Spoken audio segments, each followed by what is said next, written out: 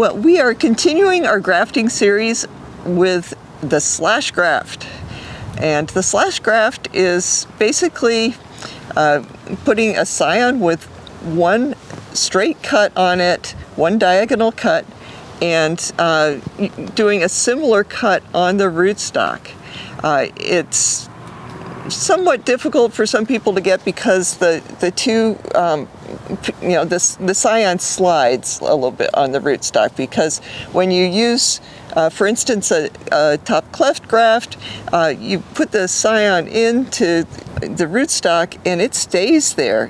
True, you have to wrap it afterwards and such, but it's a fairly easy, situation to work with. Slash graft is just a little bit different. But one word about the slash graft is that a lot of the world calls it a whip graft. And I find that word violent, and so I use slash, and slash not in, like slasher movies or slash and burn, but slash as in the punctuation mark, or the, like how you put a slash in a fraction. So anyway, that's basically how the graft looks, is that slash. And for computer programmers, it could be a backslash, depending on, which side of the slash you're looking at. But anyway, let's get going on the slash graft. This is a great rootstock to use for the slash graft because it has failed with, or we have failed with the veneer grafts. Right here at the top, I'm not even sure if I did this one, but this is a fail, and then because this is now leaving a wound and scar on this rootstock, the next graft was another veneer graft, which failed. I find a lot of times the veneer graft is not great, not as successful on rootstock like this. It's really successful with top working a larger tree, but these smaller trees, I have this problem a lot of times. And there we go, the third one failed. So basically there's scars right here, here, and here. And so in order to get like a clean use of this rootstock, I'm going to use a slash graft down below this last unsuccessful veneer graft.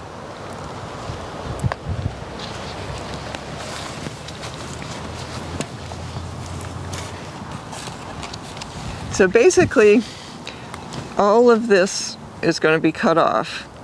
And I'm hoping that since this is green, that there's enough vigor in the rootstock to sustain it while leaves are developing on the scion.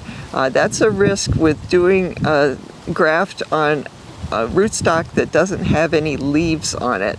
The leaves will be feeding the roots, and so a lot of times, or not a lot of times, but a few times, I've had a successful graft, but it wasn't successful quick enough to feed the roots, and the roots die. So that's that old saying, the operation was a success, but the patient died. So anyway, hopefully this will be a successful graft in that it'll start growing fast or quickly, and then it will feed the roots. So anyway, all of this is going away, and basically here's a rather large scion, large diameter scion, so that should work out well. It's actually just about the same size as the rootstock is there. This is a best scion, just happens to be a lot bigger than the other best scions. What I do to make a straight cut on the scion and the rootstock is that I do the first cut with the pruners, and a lot of times if I just use a razor blade, it tends to have like a little curve in it or whatever. You want both cuts to be perfectly straight. So if you're using a grafting knife, it's a lot easier to get that straight cut, but because I use little razor blades, this is what I do. I don't cut all the way through. I just want to get the start of the cut. So that's the start, and then I'll use the razor blade after that. And you want to make your cut on the inside of the curve. So in veneer grafts, you use the outside of the curve more. This is on the inside. So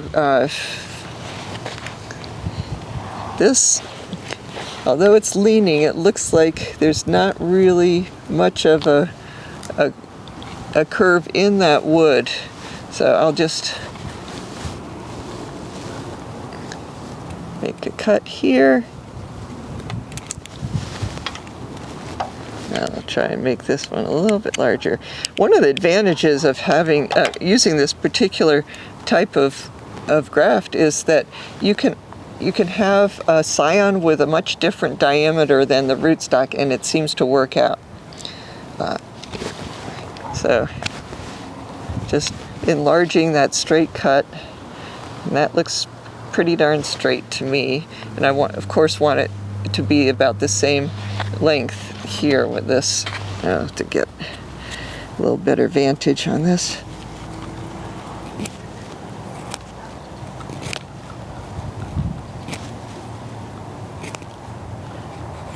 And you want it perfectly flat.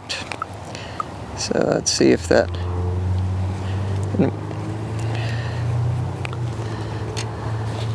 Let's see if it lines up now. Yeah, I am not seeing daylight through that, so I think that's a good thing. And it also seems to be the right length. Both sides seem to be matching up very well. So at this point, some people get a little discouraged because this can slip up and down. So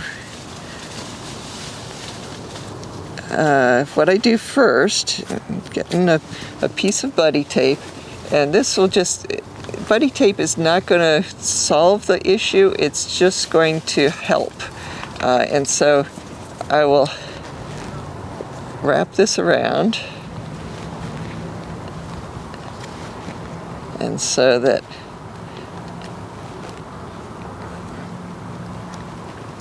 it's just stays, but that's not, you've got to give it a little more encouragement to fuse. You really want this to be tied tightly.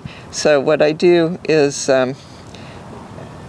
start at the top of the cut. Here we have this cut going here, and if I started at the bottom, it would just like shoot it out like toothpaste out of a toothpaste tube. So if you start up at the top, it helps a lot with keeping the scion in place. So basically I'm holding the scion with my fingers so that it doesn't slip out while I'm using the elastic here.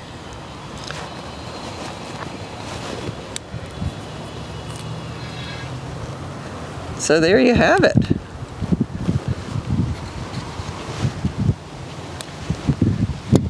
That's a slash graft. So I'll put the label on because that's an important step, and we'll see if some of these buds start growing fast enough. As I said, there's all sorts of situations that could be better than this. If this were a bigger rootstock and it had leaves down below, that would be almost a sure thing that this would take. But for this particular situation, it's sort of a race. If this scion can grow fast enough to start feeding those roots, we will have a success story. Okay, so we'll try a slash graft a little different way here. Actually using a rootstock that has leaves. That should increase the chance of success. But notice the difference in diameter here. The scion is just a lot bigger in diameter than the rootstock is at this point. if I wanted to go down below the leaves, I could get, like the same diameter as the scion. But I want to do it up there, which I think will work out.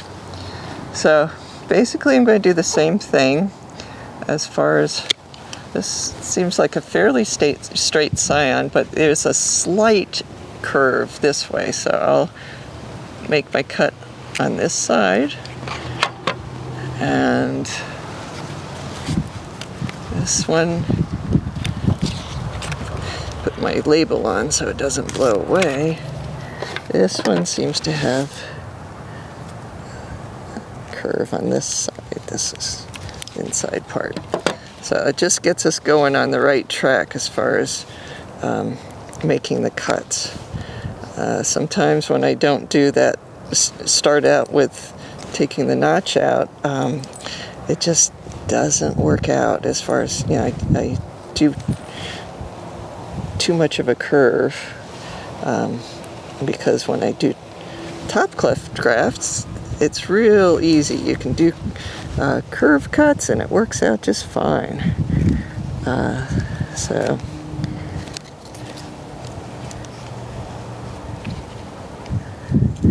this is somewhat flexible, I think, because it's so thin. Okay, I think that's going to do it. Just seems to have a little extra here on top. Shave some of that off. We'll do our little trial, see if that fits in without having daylight. I think we'll be okay because this is flexible. There is a little bit of daylight, but when we put that elastic around, it should be fine. So even though this diameter is a lot different from the diameter of the scion, I'm guessing it's going to work out. So put the buddy tape around to help with keeping it in position. And also I got to cover up that little area of the scion that didn't get buddy taped yet. Okay. So just checking to make sure it's centered on there. Now take a little elastic and start at the top.